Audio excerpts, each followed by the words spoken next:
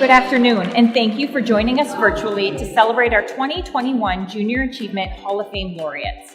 My name is Sarah Juk, and I'm the President and CEO of Junior Achievement. I've been waiting over a year since joining the organization to recognize this class of laureates that we selected in February of 2020. We recently inducted our laureates into the Hall of Fame at an intimate event and can't wait to share their stories with our broader community today. Each of their stories is unique, and you're in for a treat as we hear more about Dorothy Bridges, Beth Ford, Ben Folk, Jeff Gow, and Ron James. Congratulations to this fantastic group of leaders. I'm a strong believer in purpose. I think each of us has a unique set of gifts and talents that we've been endowed with. And they don't come to fruition right away. They're seeds that are planted. But over a lifetime of education and training and development and experiences, those seeds bear fruit and they feed into purpose. Purpose is all about calling. It's why we're here. No two people really have the same purpose or calling.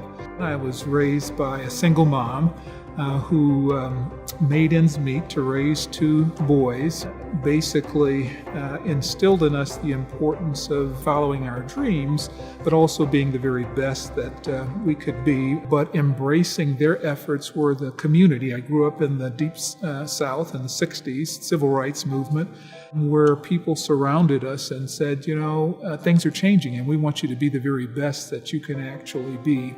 All reinforcing that same message. Be clear on who you are and what you're endowed with, but then be the very best that you can be at that.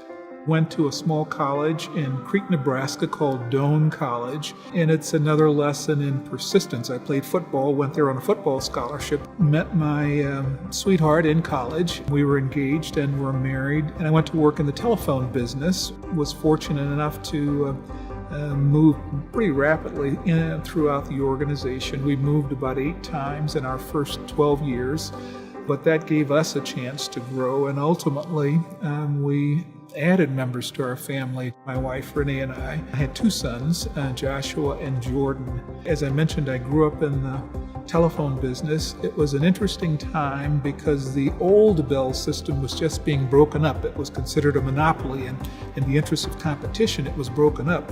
As it was broken up, it created opportunities to grow in a different area, but you had to be willing to let go of the old to embrace the unknown.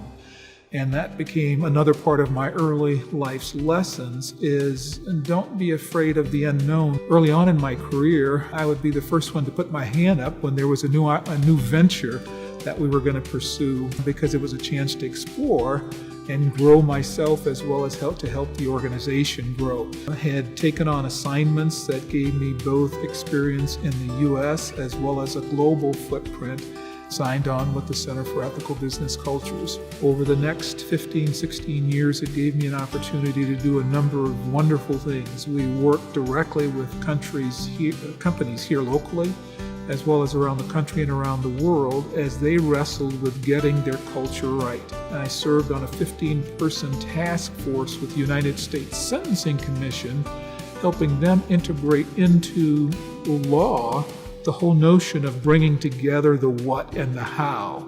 Over my time at the center, I worked with thousands of leaders, some in small group settings, some in larger group settings, and I got a chance to go into the classroom where I worked with tomorrow's leaders. We explored through case studies and speakers and simulations the power that ethics brings inside the workplace. And so fascinating for me was to watch the light bulbs come on and then people get back to the workplace and begin to infuse this inside of their organization. As a result of some of those experiences that I'd gained from an executive standpoint, I was invited to begin serving on corporate boards. Board service provided a unique opportunity for me to carry some of the same professional experiences that I had gained as an executive into a boardroom and offer advice and counsel to executives that were wrestling with tough issues. I grew more than what I gave, frankly, because I got a chance to work along some talented executives very talented board members, and to help organizations perpetuate themselves for the long term. And I have to be honest and say I go back to the community I grew up in because they surrounded me with the notion that you can be whatever you aspire to be, dream big, and keep pursuing those dreams. And so I felt a debt of gratitude and obligation to pass that same sentiment on to others that are coming to dream big, because there is potential. They can be what they want to be. Comes with hard work, but you have to dream big.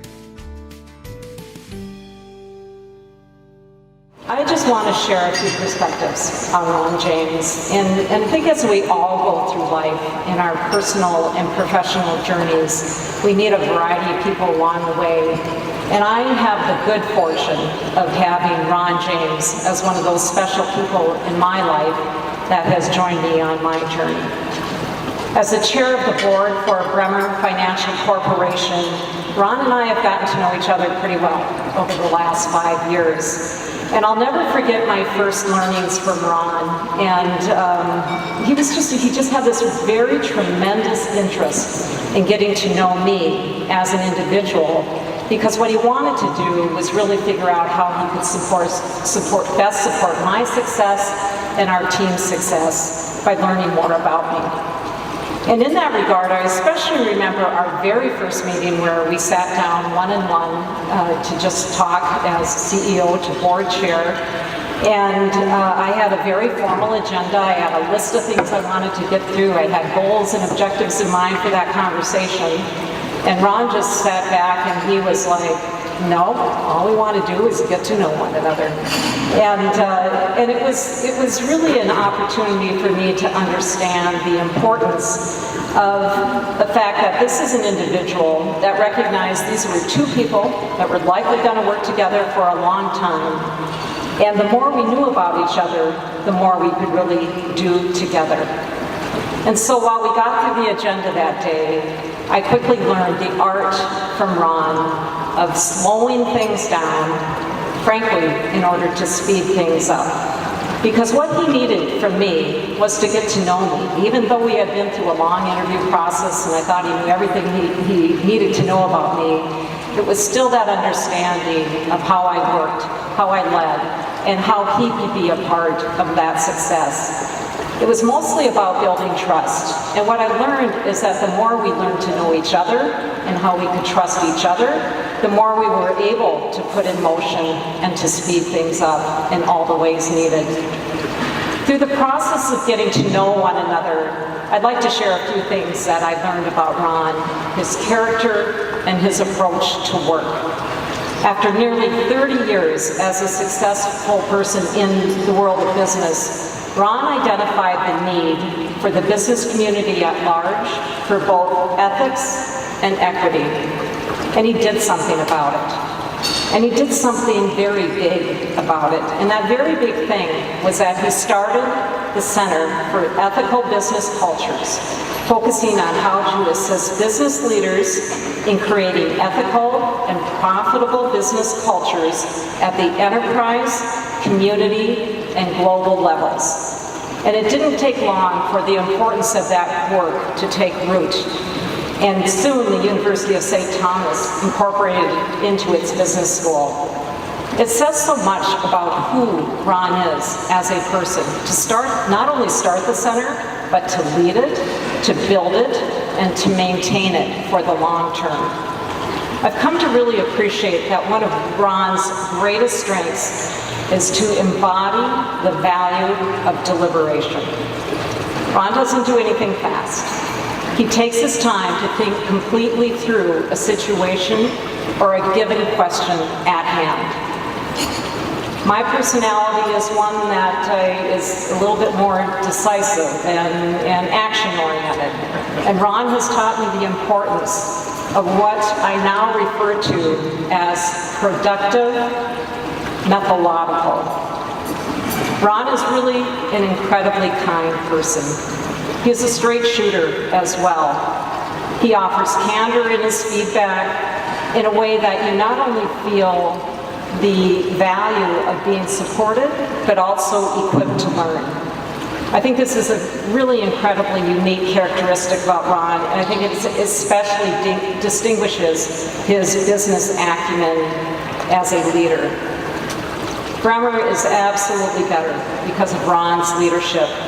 Ron understands Bremer's purpose and its impact on our communities, and in his thoughtful and careful way, he absolutely understands his role in moving that work forward. We faced some deep challenges in the last couple of years, and throughout it all, Ron has met the challenges head on, and not in any judgmental way, but with really integrity and a lot of wisdom. Ron is steadfast, he is thoughtful, and he is deliberate about his approach. And once he has done his research and thought something through, considered all the aspects and perspectives, he makes a decision, and he remains resolute and supportive. He's a natural teacher, he's a natural mentor, and someone who has truly guided me in my continued professional growth. As I said, our company is better off with Ron's leadership.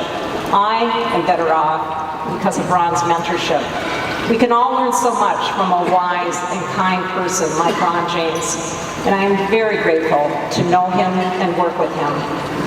I was able to connect with Ron earlier today, and he shared some of his thoughts regarding receiving this recognition. And I'd like to read his comments for all of your benefit and further understanding this very humble and great leader.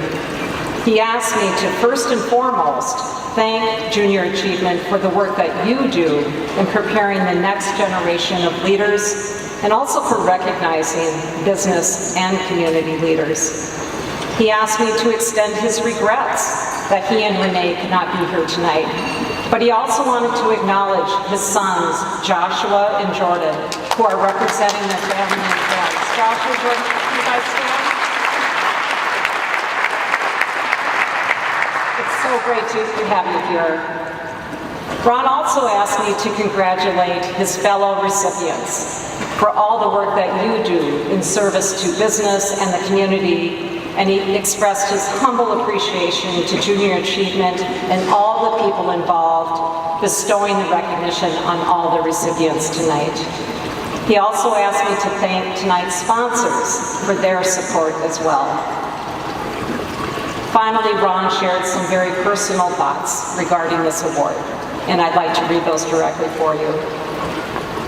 My hope is that the current and future leaders, including those whom Junior Achievement serves, will recognize, develop, and utilize the fullest their unique God-given talents and abilities.